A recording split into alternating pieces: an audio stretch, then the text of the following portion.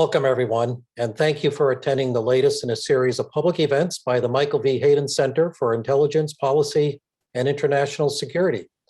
I am Mark Rozelle. I serve as the Dean of the Schar School of Policy and Government at George Mason University, and we are very proud to host the Hayden Center. And tonight, I understand there are over 400 of you signed up from all over the United States and internationally, and we are live as well on our YouTube channel. Participants specifically tonight are from 35 states, the District of Columbia, Puerto Rico, American Samoa, as well as 25 countries and 5 continents, and also from 30 colleges and universities from throughout the United States and the world. And we have, of course, a good many students here from George Mason University. The Hayden Center honors its founder, General Michael V. Hayden. The center is a part of a larger national security studies emphasis in the Schar School of Policy and Government. Our International Security Studies master's degree program has been a top 10 ranked national program 4 years running in US News and World Report rankings. And we are very fortunate to have many leading scholars and practitioner teachers in our International Security Studies master's degree program. Among our practitioner faculty members are General Hayden himself, who has been with the Schar School now for 12 years, and Michael Morell, who is co-teaching a class for us in the spring semester now, along with Professor Ellen Leibson, who is the director of our Security Studies degree program, David Priest, publisher and COO of Lawfare, and Ronald Marks, who has also been churning out some very fine columns on intelligence and security issues lately in The Hill and in some other venues. And for interested prospective students, we have a generous gift from the Diana Davis Spencer Foundation supporting scholarships for Schar School students in security studies fields. So before Executive Director of the Hayden Center and former Director of the White House Situation Room, Larry Pfeiffer, introduces tonight's program, I do welcome brief remarks from General Hayden. General? Again, there's a lot going on, I think, in Ukraine, Soviet Union, Russia, and China. Again, there's a lot going on. Larry, over to you. Thank you, General. I really appreciate those remarks. And yes, as they say, shall you live in interesting times, and we clearly are. As Mark mentioned, we're the Hayden Center. We're here to put a spotlight on intelligence and the role it plays in supporting policymakers. We do that largely through events like this, where we bring in prominent speakers to engage on the subject matter in more depth than you get on television shows or sometimes even in the newspaper or journals. We are present on social media. I would encourage you to follow us on Twitter, Facebook, LinkedIn. If you're on the event tonight and want to comment about the event as we're going along, welcome you posting comments as well. We're recording our event on YouTube, as Mark mentioned. All of our events are recorded and stored on our Hayden Center YouTube channel. So if you enjoyed tonight's event and haven't been to any of the others, please check that out. I think you'll be quite pleased and informed. We are going to take questions from the audience tonight. We would ask that you please use the Q&A tool of Zoom if you're on Zoom. Do not use the chat function. You can use the chat function to talk amongst yourselves. That's great. But if you want us to notice your question, please put it in the Q&A tool. Michael will, as we proceed through the event, Michael will be picking questions out from the audience and asking them of our guests. Please do keep your questions brief. Make it a question. If you'd like to be anonymous, there's a box to check to make yourself anonymous. But if you'd like to identify yourself and an affiliation you have, we'd love to mention your name and your affiliation. Tonight, we are taking on the topic of greatest immediacy, the Ukrainian crisis. Russian troops are amassed on its border, 100,000 or so. Some have been moved from far-flung Asian borders. These are numbers that clearly could sustain a very dramatic invasion. The US intel community has assessed that an invasion could happen at any time, with the human toll potentially larger than any we've seen in Europe in decades. Transatlantic diplomatic efforts have flourished and are continuing to go on as we speak. They're probably the most intense transatlantic negotiations and diplomatic efforts I've seen since perhaps the Gulf War. This crisis has also broader implications for U.S. national security. We have seen references to arms control treaties. We have seen discussions on energy policy. We have seen discussions about Russia-China rapprochement that's developed as a result of the crisis, just to name a few. So tonight we've assembled a great panel to address many of these issues for you. Our moderator is Michael Morell, former deputy director and twice acting director of CIA. He is currently a CBS News contributor on national security and intelligence, and he is the host of their podcast, Intelligence Matters, which has been gracious enough to run the audio of many of our presentations as bonus episodes of the podcast. So if you're not a subscriber, please check that out.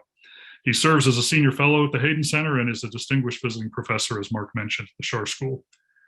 Rose Gottemoeller is most recently the Deputy Secretary General of NATO from 2016 to 2019.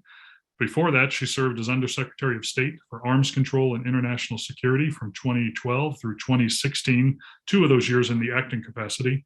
While in that acting capacity and prior, she was the Assistant Secretary of State for Arms Control, Verification, and Compliance from 2009 to 2014. Other senior government experience she's held is at the Department of Energy, working non-proliferation and national security issues.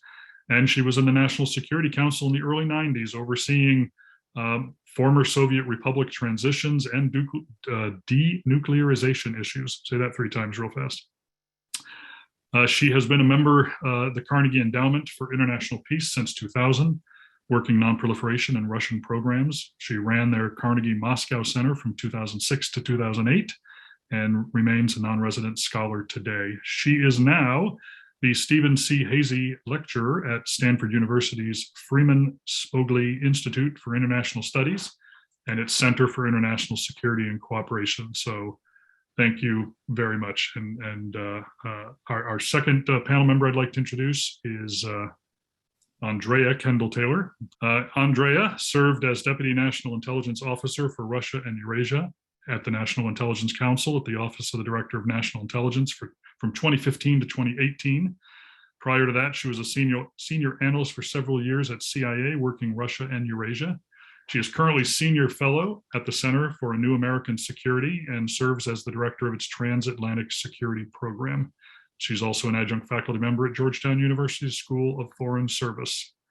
John Sipher, an old friend of ours, a 28-year veteran of the Central Intelligence Agency's National Clandestine Service, served as in the Senior Intel Service as a Senior Operations Officer at CIA stations around the world, including multiple posts as Chief of Station and Deputy Chief of Station in Europe, Asia, and some high-threat environments. I'll let you figure out what that means.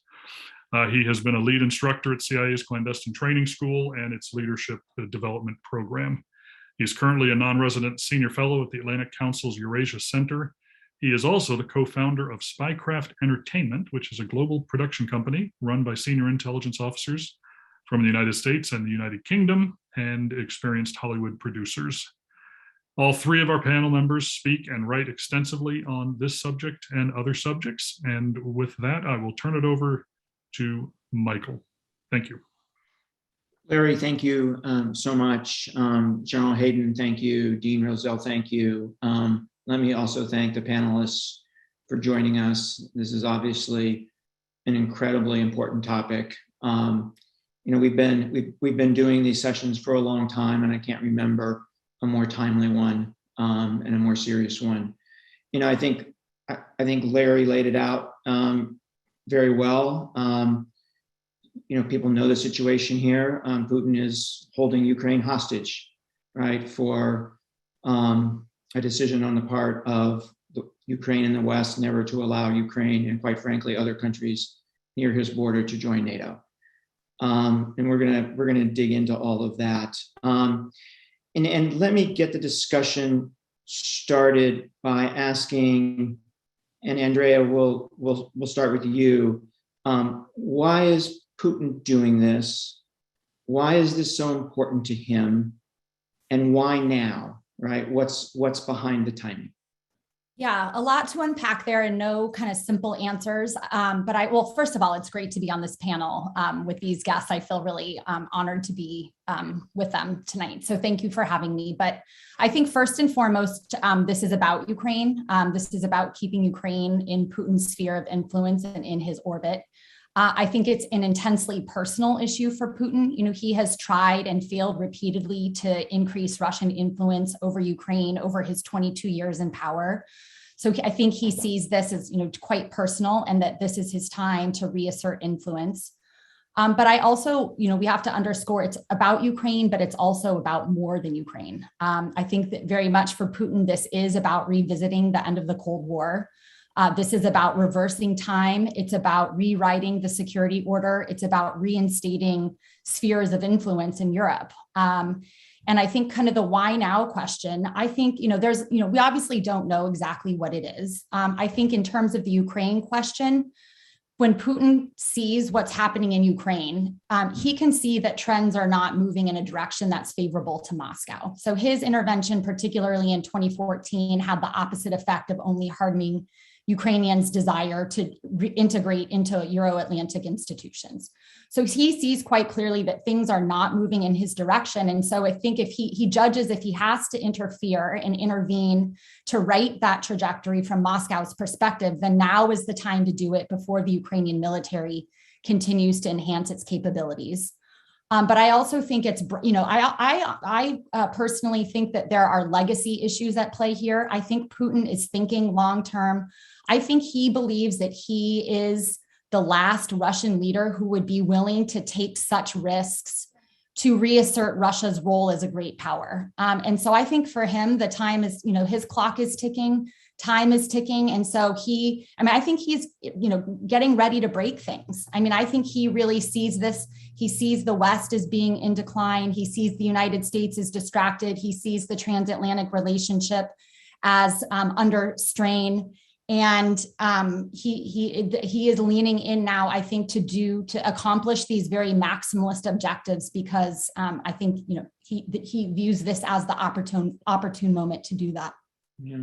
John, do you want to add anything? And maybe at the same time, give us your perspective on Putin the man. Who are we dealing with here? Just to add, I would think I totally agree with Andrea. I think Ukraine is moving further and further away from Russia. It's on the upswing. It's showing itself to be a model of moving to the West, which is bad for him and his people. And so I totally agree with that. I also do think there's some of this crisis is built into the way we previously dealt with Putin. I think he's essentially, as we look at, he's been in power now 20 years. The last 10 years, he's been essentially in a political war against us. And he's continued to take quite aggressive attacks and actions against us. And every time he's done something, we've only pushed back to the point where we didn't want to push him too far. We thought maybe if we give him some concessions or accommodations, maybe he'll come around, maybe he'll change. And in retrospect, it looks like he saw that as weakness. He saw that as, you know, if he decides to sort of yank our chain, he'll get something out of it. We don't show great strength. We really don't push back. And so now he's sort of thrown down the gauntlet, and we have less means to sort of deter this type of action. And you add to that, I think he sort of despises the EU and Europe, thinks they're weak. He sees that the US pulled out of Afghanistan. He's seen what happens here domestically, January 6th, these other kind of things. He sees Americans are very inwardly focused. Most Americans are not interested in another foreign war. So timing wise, I think all these things come together. His view of our weakness, a view of European weakness, plus, just like Andrea said, you know, Ukraine is moving further away, and if not now, when? Putin the man, I think that's something we can talk about more as we go along here. But one of the things I like to focus on when I talk to groups is, you know, he's a Chekist. He is a career KGB officer. He's someone who takes pride in the beginning of the Bolshevik state security services that use brutality to keep the regime in power at all costs. And many of the things that we've now seen and focused on since 2016 in terms of disinformation, sabotage, and subversion, deception, these things we've seen, these are things that were used by the Soviet security services and actually even the Tsar security services before that. So he came from a background that tried to use these aggressive overt tools of intelligence services, of security services to weaken their enemies from inside. And in fact, they use them against their own people too. And so I think when we look at Putin, we need to think of him as with his KGB and Soviet background as well. So I think that's something we have to always keep in mind. So Rose, Andrea and John talked about why this is important to Putin. Why is this important to the United States? There's been a little bit of debate here, right, about that. A little debate here about whether this should matter or not to us. What's the answer to that question? Why does this matter to the United States, and why does this matter to the American people? Before I dive in on that, Mike, I'd like to just comment, because I do feel, and I know we'll probably get into this in our discussion, I do feel that we are still seeing some opportunity for diplomacy to make a difference here. And in fact, I see some perhaps growing momentum in that direction. We can have a debate about that, but that implies that Putin is not irrevocably on the path that both Andrea and John have laid out. There is also an aspect of resentment here, I think. And part of what is going on, in my view, is Putin, well, we had Khrushchev all those years ago banging his shoe on the table. This is a look at me moment for Putin and getting attention. He was seeing, I think, the United States passing Russia by and pivoting to Asia. Well, what has he done in recent times? He's shown us. He's gone off and had a great big summit meeting with Xi in Beijing. So this whole crisis has kept Russia, and it's kept Putin before the global community on the front pages of the newspaper now for a long time. And I think that's part of what is going on here. He is, he is feeding his own resentment in some ways by making sure that he's causing a lot of trouble for a lot of very important people who have, from his perspective, been ignoring him in recent times. So that means, I think, that there is an opening still for diplomacy, as long as it does involve the kind of pageantry and symmetry that we are seeing, including several Europeans going off to Moscow this week, and a continuing attention from the top leadership in Washington as well. But I think, to my mind, it's worth it to keep that possibility of diplomatic progress open. Now, why is it important to the United States? The United States, of course, came out of World War II, the dominant global figure and global country, the superpower that was able to define the institutions that have governed us internationally since World War II. I think that system is worth preserving and, of course, evolving it in the direction that makes it also modern and able to cope with the current situation. But all of those principles for which we stand, independence, sovereignty, the ability of nations to continue to develop stable relations with their neighbors without having to be caught in the web of a sphere of influence.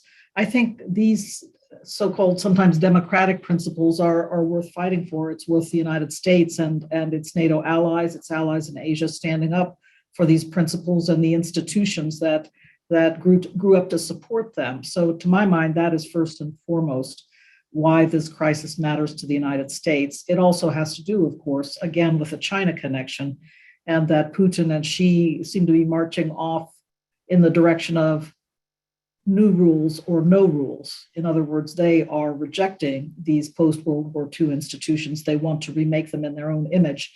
And I think the United States and its allies has to stand also in defense of the institutions and what they mean in terms of supporting democratic principles.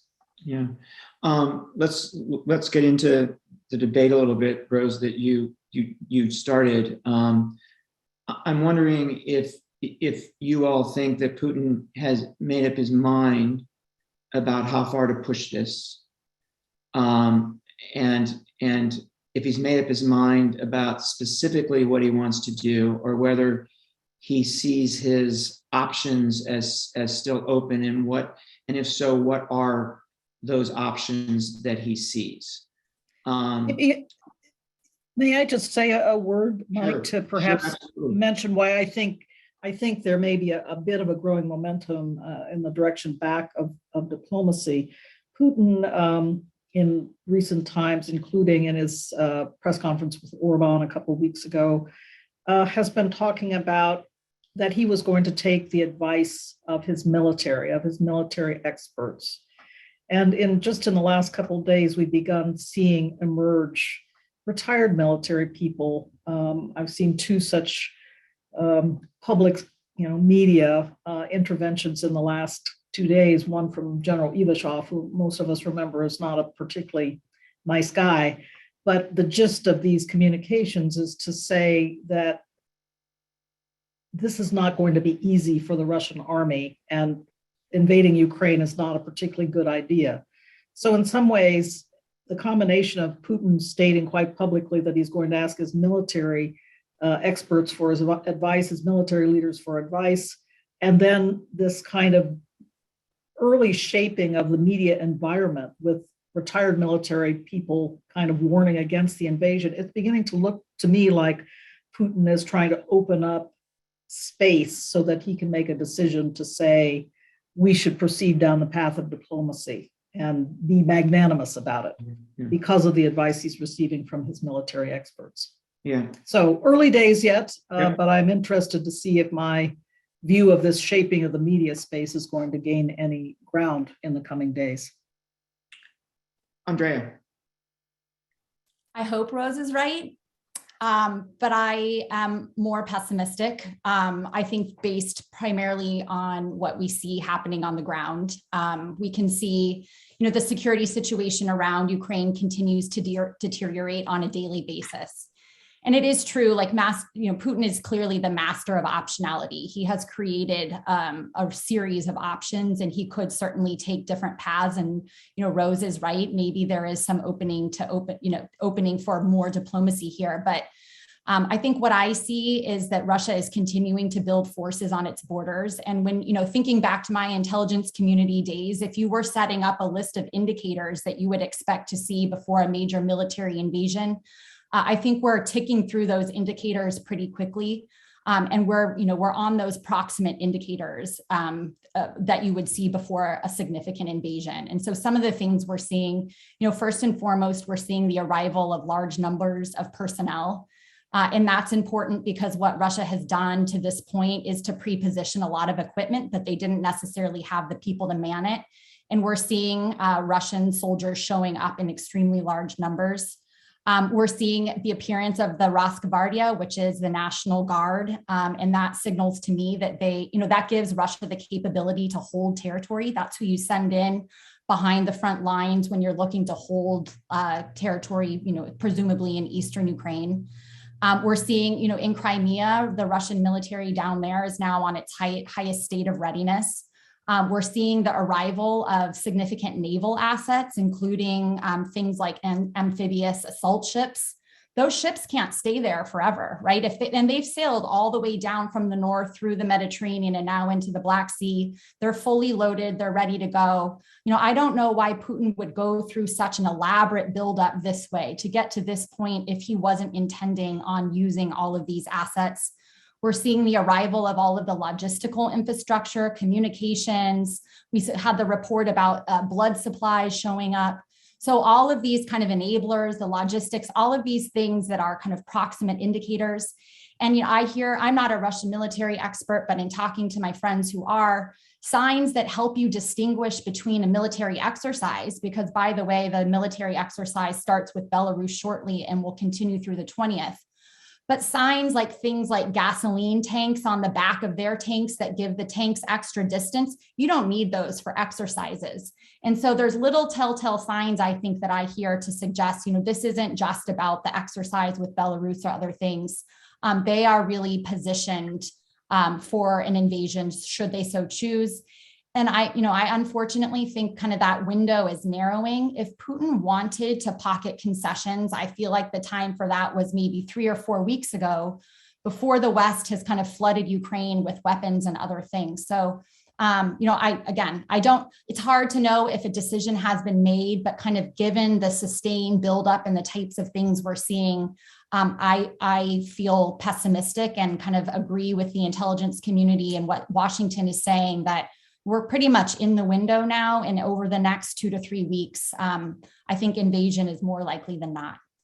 John, your view? It's interesting. This is so hard because, in a Western perspective, what he thinks he's going to gain from this is crazy. Like it doesn't seem to make sense, and he looks at this differently than we do. So trying to get into his head is very hard. And frankly, at the end of the day, it's his decision. He is the ultimate decision maker, and then none of us are going to get into his head ahead of time. But I think one thing, as the last 10 years has shown us, is that he's never going to be satisfied. There's no diplomatic answer or negotiation that's going to make him say, "Oh, this is good. I'm comfortable, and I'm going to sit back in my country and be happy."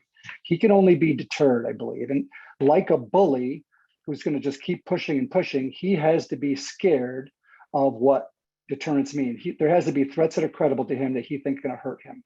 So there's all sorts of things that are important to him. I think he wants the US out of Europe. I think he wants NATO to be weak or NATO to go away. I think he wants countries on his border to be vassals or supportive of Russia, most namely Ukraine. But at the end of the day, I think this is about political survival. He's a dictator. He doesn't have a good sense of his people because he doesn't have elections. He doesn't have rule of law. He doesn't have those things that allow a democratic government to understand and get a feel for how things stand. And so, he has to start looking at. I think the administration's done a good job, and NATO allies have done a good job of trying to put as many things together to show that there's a price to be paid here. He's going to be a pariah. He's going to be damaged economically. There could be a nasty insurgency in Ukraine. Body bags may find their way back to Russia and cause problems for him. So, as I look at it, there's enough there that would make someone who's conservative and trying to stay in power sort of back away. And one of the things he has going for him here is the thing I mentioned up earlier, is he can do this anytime. Essentially, he can push us. He can back down. We'll all think it's great. And then a year from now, he can play the same game again and get us all rushing to him. Maybe I'll just finish this piece with my own comment here and then ask Rose one final question. There's plenty of times when I went to the sit room with the views of our analysts that something wasn't possible diplomatically, only to have our diplomats actually achieve it. So that's the comment I'll throw on the table. But Rose, do you think diplomatically, there's space for an agreement where the US does not essentially give away Ukraine and Putin doesn't fully back down? Is there space for such an agreement?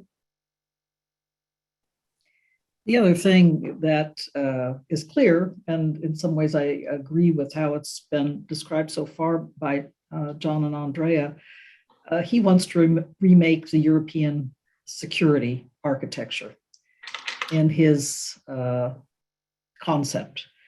Now, some of the ideas he's put out on the table, I think, are very good ones. The Russians are suffering some regrets for having killed the INF Treaty. I believe they're concerned about the advent of new deployments of intermediate range ground-launched missiles in Europe. And Putin himself put an offer on the table to remove the missiles that we have stated are violations, the so-called 9M729 or SSC-8, to remove that missile from Europe and put in place verification measures to ensure it's not there.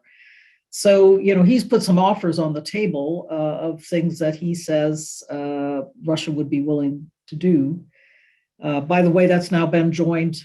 Xi and Putin together agreed that there should be perhaps some constraints on INF missiles in both Europe and Asia. That's probably the most interesting thing that came out of the Beijing summit from my perspective.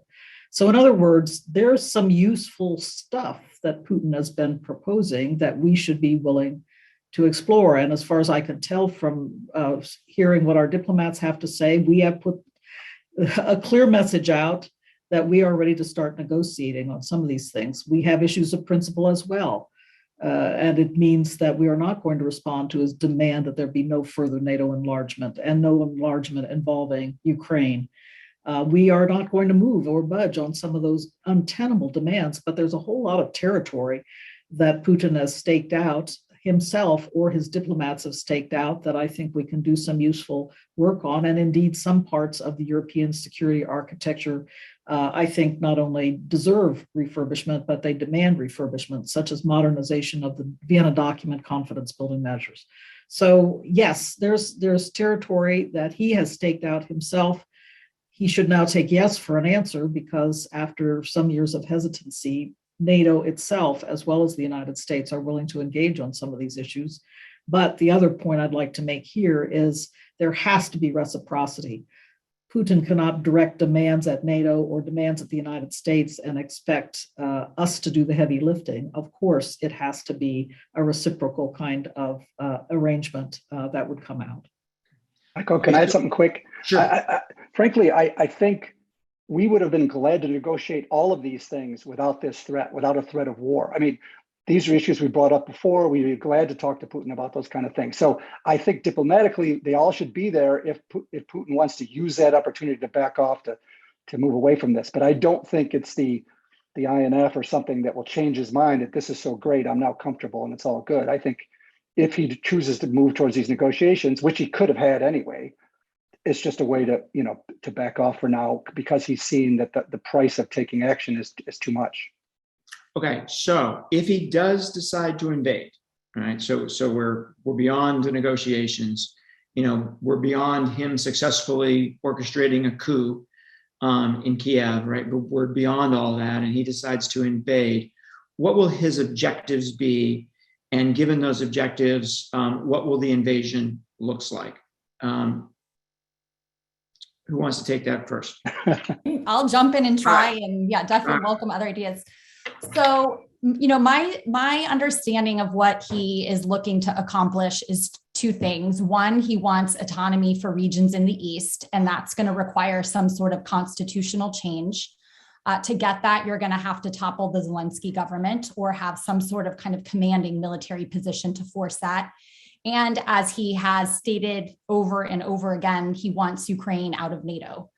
And so I think in order to accomplish those maximalist objectives, it will require a significant land invasion that would likely look to kind of encircle Kiev. And then the question becomes, like, once his troops are in that kind of commanding position, the question to Kiev and to the West is, well, do you want to negotiate now? And so I think that, I think I've seen kind of coming out of the congressional briefing that got read out from last week, the IC kind of warning about a pincer movement where they really can come around from three sides. They've got the attack from the north and from the east, and obviously from the south through bases through Crimea.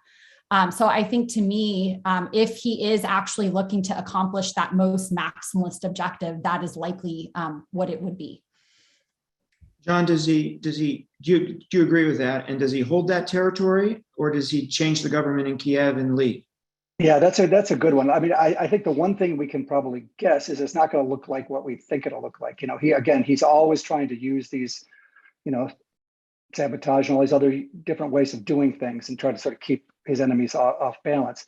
I don't think, again, this is Western thinking though, of course, I don't think he wants to invade and hold that country, because then he risks, again, body bags, he risks a long-term insurgency, he risks the kind of things that we face in Afghanistan.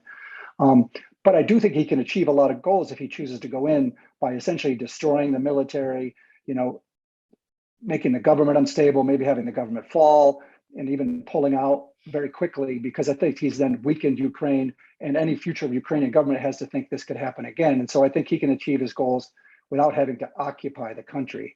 And just to add one thing here is that I think we in the West, and especially in the United States, are a little too cavalier about this. I think we're sort of foolish if we think there can be a major war in Europe, a bloody war with huge refugee flows and these type of things, without NATO, the US, others somehow getting involved in this. I mean, in 1950 in Korea, we said Korea wasn't part of our zone of interest. We wouldn't fight, and we found ourselves there for a number of years. I'm not suggesting that's what we're going to do here, but the notion is going to be he's going to go in, he's going to go out, and it won't really, then NATO's fine and we're all fine. I just find that hard to believe. I think it's going to be uglier and more dangerous than we believe. Can I add one thing before we go to Rose? And I definitely want to hear what she has to say. I think it's a very low probability scenario. And I agree with John that I don't think he necessarily wants to hold territory. Like, he just wants to achieve these objectives, increase his leverage in any future negotiations, and then he would be able to withdraw. There is a low probability scenario in my mind, though, that really haunts me, that sticks in the back, which is, what if he does want to occupy Eastern Ukraine? I mean, so you kind of look at the context in which this is happening. You look at what's happening in Belarus, for example. There's 6,000 troops that they'll surge to about 30,000. I know Putin has kind of promised that those troops would leave after the exercises, but I'm not convinced that's the case. And so he's really managed in the last, since Lukashenko's fraudulent election, where he's been Lukashenko's only lifeline, he has totally eroded Belarusian autonomy, and he's not leaving. And so what if, if he is in this legacy mindset, what if Putin really is looking to increase his control and influence over Belarus, take all of Eastern Ukraine, and now he holds this swath of territory? He's bumped his periphery out significantly, returned these historically kind of Slavic heartlands to the Russian territory. Again, I think it's a low probability, but it nags me in the back of my mind. And kind of to get back to John's Western thinking, we all think that's outrageous. It is full of risks. Of course it is. But that's the one scenario that really kind of nags me and keeps me up at night. Rose, what I want to ask you is, if he does invade, is there any doubt in your mind that the US would not follow through with the threat of significant sanctions? Do you think? No, I have no doubt from everything. Do you think the UK? Do you think the UK would join us? Yes, more than that, I think the NATO, the NATO countries would join. Do you think the EU will join us, because they didn't join us in 2014? I think the EU is poised to join us. Everything that I am hearing, at least from colleagues in Washington, is that the allies and partners in Europe, including the EU and its organization, are really standing firm, and they are ready to move on some quite significant sanctions actions well beyond anything that was contemplated in 2014. The watchwords are start high and stay high. So they are planning, working very closely together to extract some significant, I would say, financial penalties, not extract, but impose some significant financial penalties on the Russian Federation. So this is all about deterrence, clearly at the moment, but I think I do see really much more significant cohesion with the European countries than I had seen in the past. And the impact of those sanctions on the Russian economy, how serious do you think those would be? From what I hear, they are going after the banking system. So there will be very significant impacts on the Russian economy. And then what do we all expect Putin's response to those sanctions to be, right? What's his next step? Of course, there will be some retaliation, no doubt, in those areas where Putin can retaliate, and the energy sector is front and center there. But there are other areas too. You have to remember that titanium production, for example, is very much front and center as part of how the Russian Federation earns its keep these days. So there are critical minerals that are important to Western economies as well. So there's definitely going to be some pain on the Western side of the equation, but the focus is on trying to think ahead about ways to mitigate that pain now, really understanding that there will be retaliation from Putin's Russia.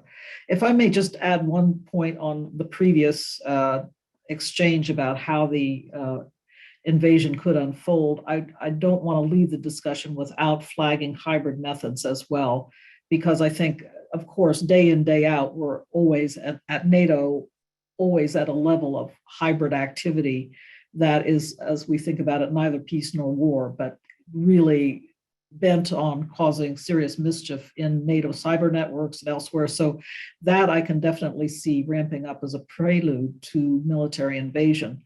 But it is an area that I think we are neglecting really to think about how the kinetic and the hybrid will fit together. And I think that's going to be an important part of how we foresee such an invasion as well. Yeah. And John and Andrea, your thoughts on Putin's pushback against sanctions? Just go quick. I mean, I agree with Rose. He's got the oil weapon. One of the skills he's had as a Chekist, as a former intelligence officer, this hybrid war where he's weaponized social media and he's weaponized corruption, he's weaponized financial networks, he's weaponized all these type of things against us. We're going to see a lot of that. We're going to see cyber attacks. We're going to see, trying to disrupt and cause trouble around the world, supporting, violent groups and all these type of things. Frankly, a lot of them, sort of like our ability to threaten that we're going to do sanctions. He's seen it before. These kind of attacks we've seen before. It's just going to be ramped up, and so it's serious. But we got to nonetheless, we have to make sure that the pain is larger for him to try to deter him here. Yeah. Andrea? Yeah, I agree with that. And also one more point on the sanctions. So the other thing, Rose is right. I think the focus is going to be the financial institutions, and that will have kind of immediate economic pain for the Russians. And of hearing people talk about, if our last set of sanctions, I think estimates say it cost Russia about 2 to 3% of their GDP. That is, what they're talking about this time will be far and away above that kind of financial economic impact. But the second piece that they're also putting on the table is this export controls discussion. And by that, they will go after things like semiconductors, going after sectors of the Russian economy that drive growth and then that feed the defense budget and the aggression abroad. So they're looking to have immediate impact, but there's going to be longer term impact. They are going to go after and squeeze these sectors of the economy, going after things that Putin cares about dearly, like AI, making it harder for the regime to innovate. That'll hurt the defense industrial complex. So it's both immediate impact, but there's going to be long-term costs as well. So that's important. I think the key is, yes, start high, stay high. The goal is going to be to make sure it's extremely painful for Putin, but to try to avoid some sort of escalatory spiral that we get caught into, because obviously gas supplies are the immediate lever that Putin can pull, but I am also really worried about cyber.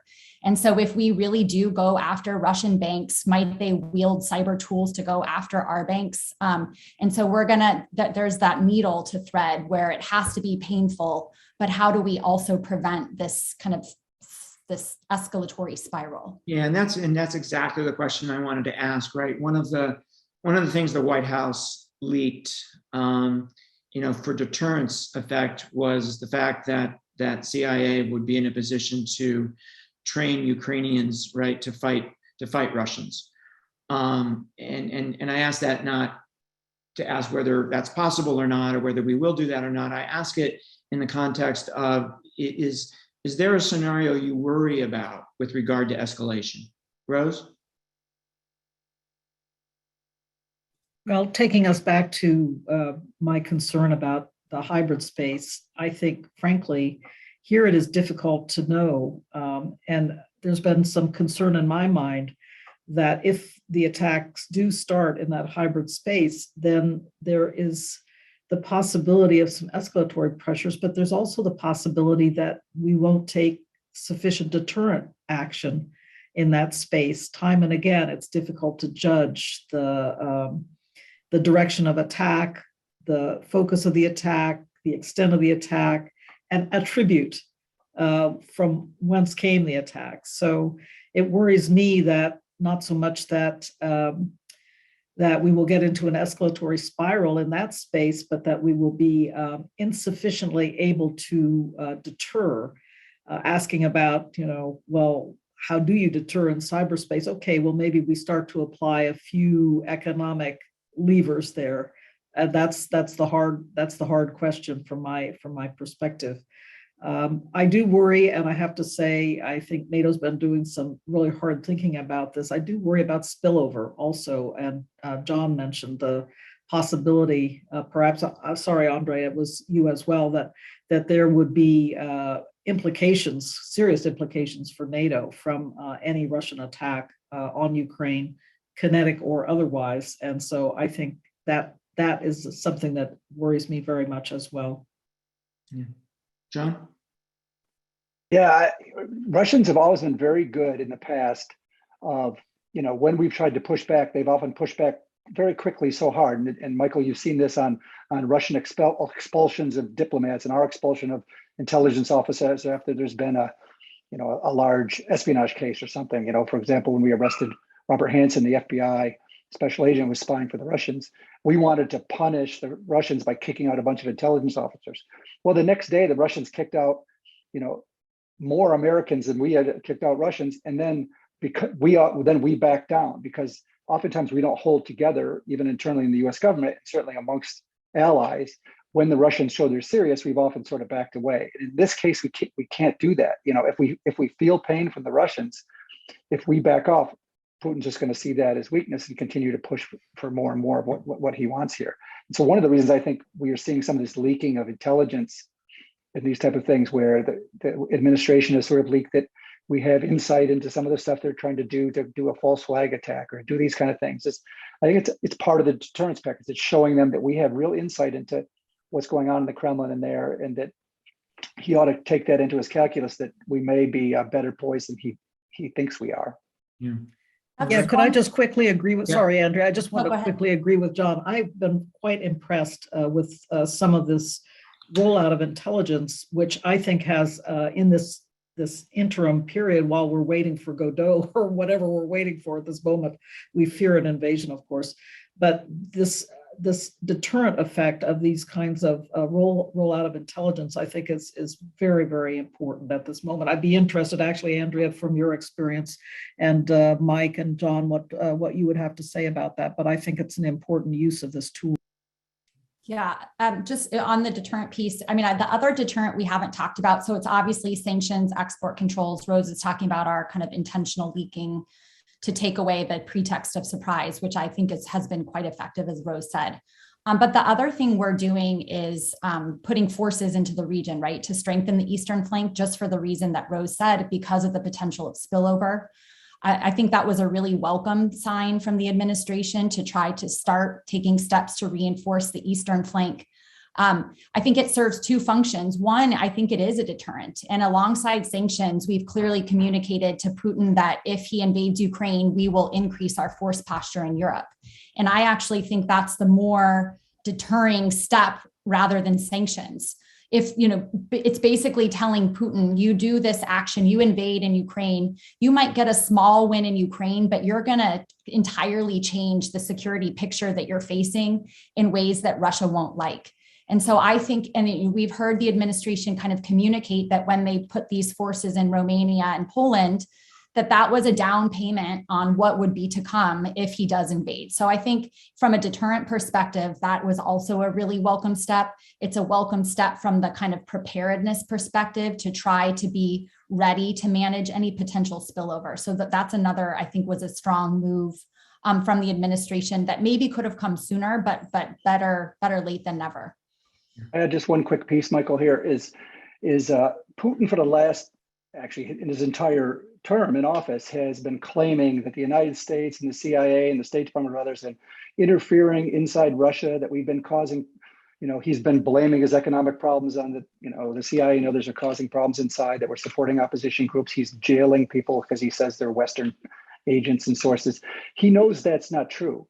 You guys know that's not true. We have not tried to do those things to Mr. Putin, but we can. And so I think one of the big deterrent factors that could be here, and I don't know how you would message this to somebody like Putin, is to say, we're going to change the way we do this. We've tried to accommodate you. It's not going to work.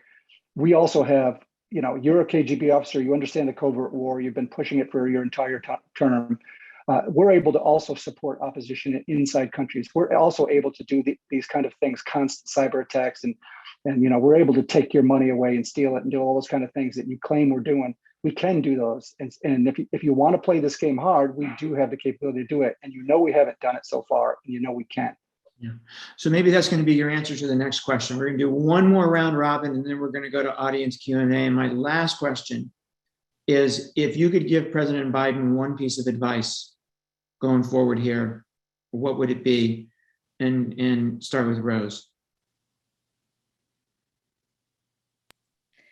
It goes back to the remarks I made earlier about Putin wanting the global attention and the high level attention. And actually, President Biden's been good at this. He was willing to meet with Putin in Geneva back in June, and that has gotten us started on a couple of worthwhile tracks, such as dealing with these ransomware attacks. I actually agree with comments that were made earlier. If Ukraine is invaded, then all bets are off in terms of trying to make any progress with Russia on our bilateral issues. But I think there has been some success. And my own arena of the strategic stability dialogue, I like the way they have been able to get off the ground with some worthwhile discussions through the fall. So, but again, all bets are going to be off. But I only say that to point out that Biden's been willing to have his contacts with President Putin, to speak with him on the phone, to meet with him when it's worthwhile. And I think that would be my advice, to keep that channel open, because we're going to need to have channels of communication open no matter how bad it gets. Andrea? Yeah, that's a great one. I mean, I agree with Rose that, the diplomacy to keep the channels of communication open is a really important one. And to do that as long as humanly possible, to continue to explore these options, to find alternatives that might avert crisis. So that's definitely a piece of it, which I think we see the Biden administration doing quite clearly. And I mean, I guess I don't know if it's good advice, because I think they're already doing it, which is kind of preparing also to buckle down for what's going to be a long confrontation with Russia.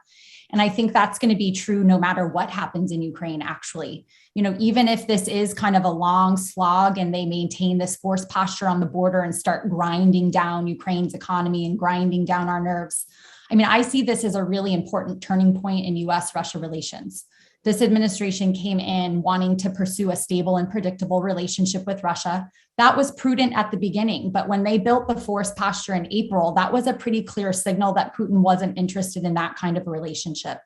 So regardless of what happens, if we do find a diplomatic path out of this, or if it's a full invasion, I think we need to entirely shift and rethink what the US and European approach to Russia is going to be. Because I think, this to me is a signal that we're going to be in for a long, hard slog with President Putin. He's more brazen, he's more aggressive, he's willing to use his military. That's the lesson that he's learned. You learn that you use your military, you get the United States and Europe to the table to have the discussions that you want. So I guess for me, it's like I may be thinking slightly past this like most immediate crisis, but we've got to rethink entirely what our US and European policy approach is to Russia. Yeah. John? I remember I was working in CIA's Russia House, our sort of worldwide operational thing, when 9/11 happened. And I can remember talking to the head of a clandestine service about it, saying, hey, there's a lot of things the Russians are up to here, a lot of espionage, a lot of sort of covert attacks and things. Now there's going to be so much focus on terrorism. We're going to lose a lot of sort of support here. And I remember him saying, don't worry, Putin will always come around and do something to force us to pay attention to him. And it's exactly what we're seeing here. So I think, just like Andrea said, the administration wanted to focus on China. The previous two administrations want to move towards Asia, all these type of things. Putin is almost like Kim in North Korea. He is going to make himself relevant. He's going to use attacks and other things to make us pay attention to him. So we're going to have to continue to invest in Europe. We're going to have to try to tighten up our banking and other sectors so that this elite capture, where he uses dirty money to try in London and the United States to try to get people and all of these sort of sabotage, subversion tools against us, we can't give it up. So we're going to have to continue to focus on it. And I guess the thing I'd said to you before, I think you can't be tough enough with Putin, and I think threatening him with the kind of covert stuff that he does to us is something we should consider. Yeah. And I guess the one that I would put on the table is, I think I would ask the president to think about preparing the American people here a little bit, because this is not going to be pain-free for American citizens. Oil prices are going to go well above $100 a barrel, and people are going to want to know why they're sacrificing, which is why I asked the question earlier, why is this so important, right? I think the president's got to be out there talking about it, and all of his aides. Okay, so let's turn to questions. It was a great conversation. Thank you all. I think the first question is a great one, and I'm going to broaden it a little bit, is what do we make of the China-Russia strategic tie here? What do we make of President Xi's support for Putin's position here? How do you think about all that? How do you think about what actions China may take with regard to its words. Who wants to go first? I'll take a quick shot at that. I think Russia and China have fundamentally different world strategies, and I think both of them have a common enemy in the U.S. and I think Putin wants to emphasize this relationship with China. But frankly, China is winning the 21st century. China is moving towards taking over and becoming the primary economic engine in the world. Russia is losing the 21st century. Russia is one of the reasons he's pushing on Ukraine is because he's losing influence. He wants to throw over the whole table and change the international structure and international security structure. China depends on that. China is becoming rich based on sort of the international structure the way it is. I think they will work together on some things, but it's hard for me to imagine that Xi wants to get involved in a war in Europe. It's hard for me to imagine he wants to tie himself to essentially a loser in Russia. So I think this is important, but I don't think it's as central as we worry that it might be. I agree on some things John said, but probably ascribe more importance to the relationship. I mean, I think we've seen, just thinking since 2014, that was already a key catalyst of the deepening relationship. So we have seen the Russia-China partnership deepen really since the waning days of the Cold War, but it was 2014 when Russia no longer felt it had any opportunities in the West where it really turned to China. I think this will continue to kind of, if Moscow doesn't feel they have any options to the West, they will be increasingly beholden to China. And I think the one implication of that is actually that Russia is amplifying the China challenge in many ways. And I think that's most consequential in two areas. One is the defense domain. I mean, we have seen that defense partnership really deepen. Russia is selling early warning defense systems, their S-400s. They're exercising together all the time. They are signaling together their willingness to push back on the United States. And I think, as things get more tense in Ukraine, more and more of that partnership is going to be taking place out of the visible eye. I mean, we like the provision of the S-400 was a surprise to most people watching this relationship. We weren't aware of where they were in this process. Both leaders are hinting that they're starting to do more and more joint development on military projects. So I do think that, especially in the defense domain, Russia is basically making it easier for China to keep the United States out of its backyard.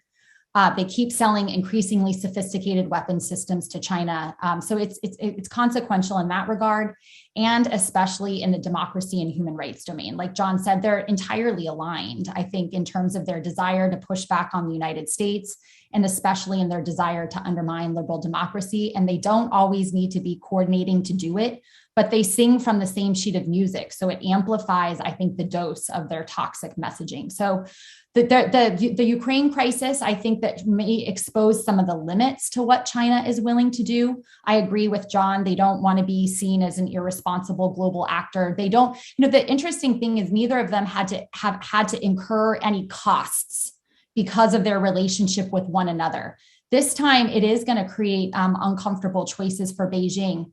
But I still think in some of those key areas in the defense sector, the democracy and human rights, they don't really have to incur costs to create implications that matter for the US and to the West. And so although this might, there'll be limits to what China is likely to do, I still think it's consequential from a US and a European perspective.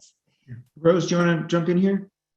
Yeah, I have a few thoughts on this. First of all, Ukraine is important to China. That 5,000-word joint declaration from last Friday, Ukraine is not mentioned once. I'm sure that China is very keen to keep up its economic relationship with Ukraine. And so I think there are limits. There are going to be limits on the degree of support that Xi is going to be willing to give Putin in terms of an invasion of Ukraine. I think he's going to want to see a return to economic stability as quickly as possible for any number of reasons. In that sense, I think I agree with John.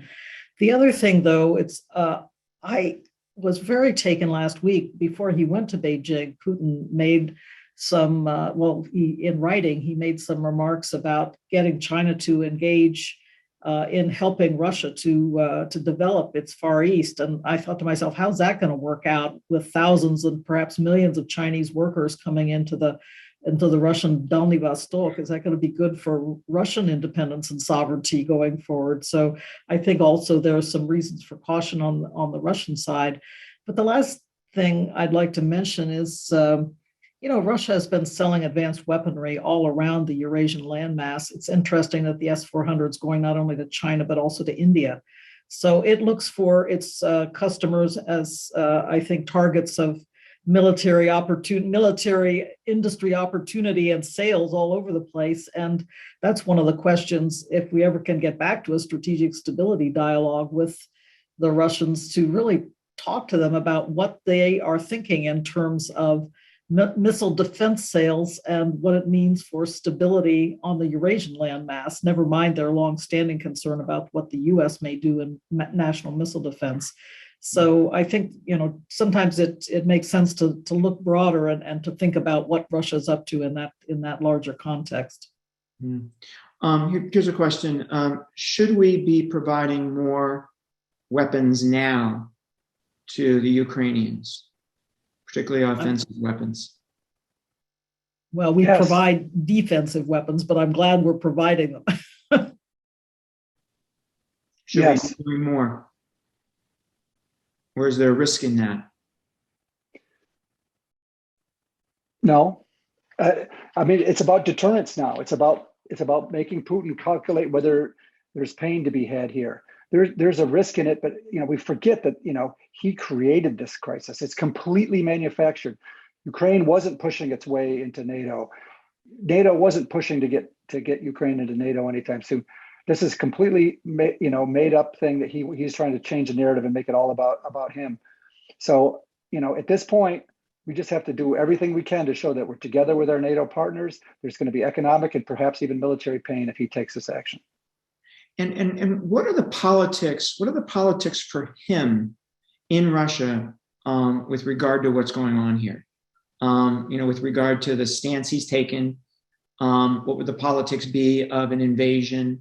What would the politics be of a really tough economic situation in Russia? How does that play out? It's a great question from somebody. I can take a first stab. John has made the point, this is a fully authoritarian regime. And so understanding the kind of catalyst that can set that can be a trigger for protest and instability is really, really difficult to anticipate. We should note that kind of the tinder, the fodder, the underlying discontent is already there. Russians, their living standards haven't really increased for 10 years. The pandemic only made it harder. They're dissatisfied with high levels of corruption. But the important thing, so the tinder is there. And so it just takes a little spark to set something off. And it really is hard to know exactly what that spark could be. And again, casualties, all of these things, there are huge risks in what Putin is doing. And so we shouldn't understate that.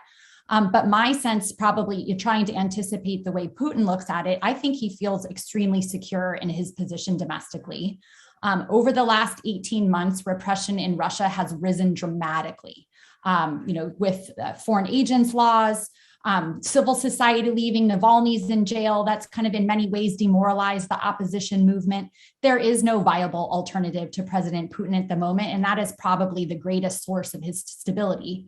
And so I think he feels quite secure. I think, we also, remembering his control over the domestic media environment, although that's eroding a little bit, recent polling suggests that a very high number, something like 70% of Russians actually view Ukraine and NATO and the United States as responsible for the current crisis. So he is trying to shape the narrative to the extent that he can. But you just keep coming back to that point is, what's the spark that's going to set things off? This certainly could provide that, but it's just really hard to know how it will play domestically for him. The other thing on casualties, of course, he's sensitive about that, but they've also figured out ways to try to dilute the impact. So in 2014, when you had some casualties coming home, rather than having units that were from the same place, geographically concentrated, they figured out that you want people from all across Russia so that you could kind of dilute the impact and make collective action from mothers of the soldiers more difficult. So they are extremely attuned to these things, and they're constantly trying to figure out how to stay ahead of the narrative. But yeah, it's risky for sure. Does anybody want to add to that? Yeah, I just wanted to make a small remark that I agree with what Andrea has to say. They're very clever about this. They've learned a lot from dealing with the aftermath of the Chechen wars and so forth. And another point that I've heard mentioned recently is that they are a much different army, not so dependent on conscripts anymore, but much more professionalized at the moment. But I do understand that there have been social media discussions going on from families concerned about their sons going off to fight the Ukrainians, and that the notion isn't a popular one, at least in some circles, and there are worries out there. So I think to the degree that kind of, this is also a new factor, right? Social media and the way it's being used in Russia has really grown a lot since the Chechen war. So it's something I think to keep a sharp eye on. Here's another great question, and I'm gonna alter it slightly. So Russia's not Iran or North Korea, right? Where there was little to no U.S. business activity when we slapped those countries with significant sanctions. You know, there's hundreds, if not thousands, of American companies in Russia. What should they be thinking about is the question.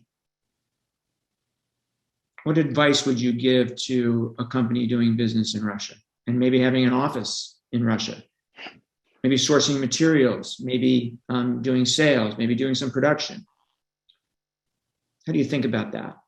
I can take a stab at it. I mean, I think Rose mentioned titanium. I think this administration is aware of business interests. And I think that they are looking to mitigate the negative spillover and to try to make this as, to limit the disruption that this has. I think that it's the Europeans who are the most exposed, given their kind of high exposure and much closer economic ties to Russia. So I think the administration is thinking through ways that they can limit unintended or negative spillover. For example, if we're doing banks or other kind of sectoral sanctions, I think they're thinking about what kind of carve outs we might need in order to try to mitigate the negative effects on US businesses and global markets and other things. So, I mean, I think this is an incredibly savvy group in the White House who is thinking about this. And so they are trying to figure out how to limit the disruption while making sure that the cost is still biting for Russia. I think I want to just a quick comment from me, John. I did take note of one of the questions in the chat talking about, with the kind of economic recovery we've seen after the pandemic, this is inevitably going to start. I agree with the questioner that this is inevitably going to start to drag on the global economy. And if the crisis goes on for a long time and we see this continuing, because when they say in the White House, start high and stay high, they mean to, keep a rolling process going where they're adding more sanctions. They're applying more pain over time. And so the mitigation that's going to have to take place will have to be extraordinary, I think. But I think there will inevitably be effects on the global economy. I was going to add one small piece. Sure. I think American companies that have been in Russia now and have been successful are already pretty savvy. There's been sanctions for a long time. This has been a repressive regime for a long time. So people who are there have, a largely Russian staff. They understand how to work these things. And they got to be savvy to the kind of things they're seeing here, because it's not the first time Putin has done sort of this kind of action. He's gone into Georgia, he's gone into Moldova, he's gone into Ukraine before. There's been constant sanctions over the last years. And so, I like to think that they sort of are used to dealing with some of this. Yeah. Rose, you said earlier that you thought the EU would stand behind us. Specific question about Germany and the degree to which Russia has influence over Germany. You clearly think a certain way about that. Maybe we could start with you. Well, when Scholz was here this week, much was made of the fact that he did not embrace explicitly President Biden's remarks about Nord Stream 2. No gas pumping through there if the Russians invade Ukraine. He did not explicitly embrace that statement, but Biden very purposefully made the remark that this is an agreed position between Washington and Berlin. I have understood, and this is not unique to me, Constanze Stelzenmüller from Brookings has made this remark in public media forum that there are some legal constraints on how much the chancellor can say at this point, and so that constrains him from using certain very exact and precise talking points. I think it's a point worth making, but I feel like the visit of Chancellor Scholz to Washington this week was a fine portrayal of the way Germany and the United States will stand together should this crisis unfold into an invasion. Andrea? Yeah, just to add, I think I agree with what Rose said, and I think that's especially likely at these higher end scenarios. But you remember when President Biden kind of made the unfortunate public comment about a minor incursion. Unfortunate only because you don't want to say that part out loud, but it's something that we all think about, which is what happens if this is more in the hybrid realm that Rose talked about. There's been a lot of pressure on the administration to define, well, what is an invasion? And they've kind of talked about, well, 1 foot over the line is considered an invasion. But then you get into questions about what about cyber attacks and these other hybrid threats. I think that's going to be much more difficult to maintain cohesion amongst allies on. So they'll have to be a lot more, and I know that they're doing the work, and I think they're thinking through all of these scenarios and trying to have alignment on coordination across a whole host of scenarios. But it will be more difficult, I think, to maintain that cohesion if it is something that's more in the hybrid realm. And I guess the thing I would say too is I think it's okay if the United States is out front on sanctions. We don't want to be watered down to the lowest common denominator. It is really hard for all of the EU member states to come to agreement about sanctions, given all of their different special relationships, economic relationships with Russia. And so I think it would be a mistake for the United States not to be willing to be out front on sanctions, as long as we're coordinating our positions, there's no surprises, we're kind of all in agreement. I think as long as we're in a complementary place, that's okay. The United States can carry the brunt of the sanctions as long as kind of Europeans aren't working at cross purposes with Washington. Yeah, one more question, which I think is also a very good one, is we've talked a lot about what this means for Russia. We've talked about what this means for the US. We've talked about the risks to the countries in the region, near Russia's border. What about the rest of the world, right? What do they need to worry about here when you think about things like the importance of Russian food exports? When you think about the important role that Russia plays in Syria in terms of deconfliction there, what are the things the rest of the world needs to worry about here if this turns hot? Well, I think the administration has done a good job, for example, to go to the United Nations here, because this is not just a United States-Russia thing or a NATO-Russia thing. Invading other countries and crossing borders is something that the UN obviously takes great interest in, and a lot of these places around the world. So we need to have a lot of these countries call out this for what it is. And yeah, economically, what's the oil and gas issue affects everybody. And so it's going to be really interesting to see how this is played in the Middle East and other places.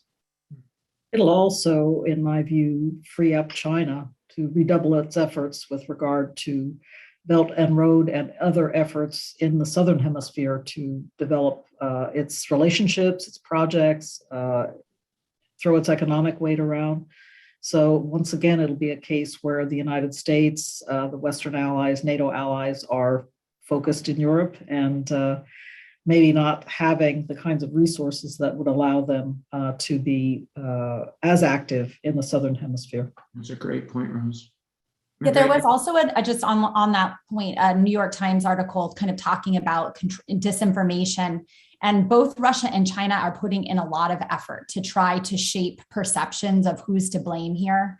And in this article, they call out efforts in Latin America and Africa to try to convince those publics that it really is the United States and NATO to blame. So, I mean, there are kind of, if Russia invades, I think we have very much a hardening of the line between liberal democracies and these authoritarian states. And, there's going to be competition in these far-reaching places that we're just going to at least have to be attuned to.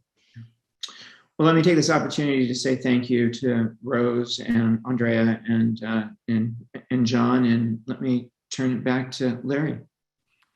Thank you very much, Michael. And thank you as well, Rose, John, and Andrea. That was very insightful, receiving lots of great comments in chat on Twitter. We had 85 questions, many of which did not get asked because we just don't have enough time.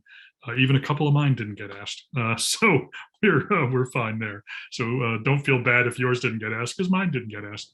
For those of you who like our events, we've got another one with quick turnaround next week on Thursday. We'll be interviewing Amy Ziegart, who is a colleague of Rose's out there at Stanford University. She's just written a book called Spies, Lies, and Algorithms that I believe will be broken up into chunks and assigned on syllabi all across universities in America in the coming weeks and months. We're going to be talking to her. David Priest of Lawfare, another senior fellow at our center, is going to be posing those questions. So look on our social media, look at our website. You can find information about signing up for that. If you do sign up, look at your confirmation email that you get back. You will be given a discount code for her book. I believe it's 30% off. So if you're interested in getting her book, go ahead and sign up for the event and get the book as well. On General Hayden's behalf, I want to thank you all for participating. Obviously, a critical situation developing in Europe, probably one of the more critical ones. We've heard a lot of great stuff tonight about it. And thank you all again. Thank you, Michael, for a wonderful moderating job as always. And good night, everybody.